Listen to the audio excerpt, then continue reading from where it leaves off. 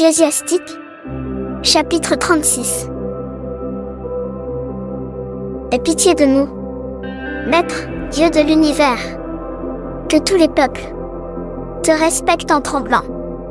Lève ta main menaçante contre les peuples étrangers, qu'ils voient ta puissance. Tu leur as montré que tu es saint, en agissant contre nous. De même, montre-nous que tu es grand, en agissant contre eux, qu'ils te reconnaissent, comme nous-mêmes. En effet, nous savons qu'il n'y a pas d'autre Dieu que toi. Seigneur, renouvelle tes actions extraordinaires, accomplis d'autres actes étonnants. Couvre-toi de gloire. Réveille ta violente colère, répands-la. Détruis nos ennemis, écrase nos adversaires. Avance l'heure de la fin. N'oublie pas, tu en as fixé le moment. Ainsi on pourra raconter tes exploits. Que le feu de ta colère dévore ceux qui sont restés en vie. Que ceux qui font souffrir ton peuple soient détruits. Écrase la tête des chefs ennemis. Eux qui disent: il n'y a personne comme nous. Rassemble toutes les tribus d'Israël. Rends-leur le pays que tu leur as donné au commencement. Seigneur, aie pitié de ton peuple qui porte ton nom.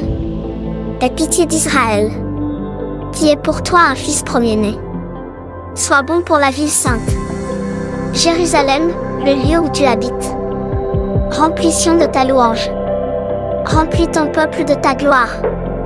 Montre qu'Israël est ton peuple, lui que tu as créé depuis le commencement. Réalise les promesses que les prophètes ont annoncées de ta part. Donne ce que tu as promis à ceux qui t'attendent.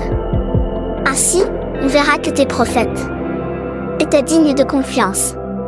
Seigneur, toi qui es bon pour ton peuple, entends les prières de tes serviteurs.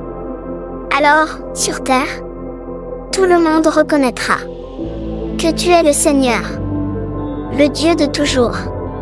L'estomac reçoit tout ce qu'on peut manger, mais certains aliments sont meilleurs que d'autres. La bouche reconnaît la viande des animaux tués à la chasse. De même, le cœur intelligent voit si on lui raconte des mensonges. Un esprit tordu rend triste, mais une personne d'expérience lui rendra ce qu'il mérite. Une femme acceptera n'importe quel homme comme mari, mais certaines jeunes filles sont préférables à d'autres. La beauté d'une femme réjouit le regard de son mari. Elle dépasse tous ses désirs.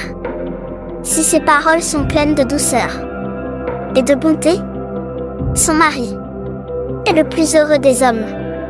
Celui qui prend une femme pour lui connaît le début de la richesse. Elle est une aide semblable à lui et un appui solide. Là où il n'y a pas de clôture, la plantation est pillée. Là où il n'y a pas de femme, l'homme est malheureux et il ne sait pas où aller. On ne peut pas faire confiance à un voleur malin qui court d'une ville à l'autre. De même, on ne peut pas avoir confiance en un homme sans abri qui dort là où la nuit le surprend.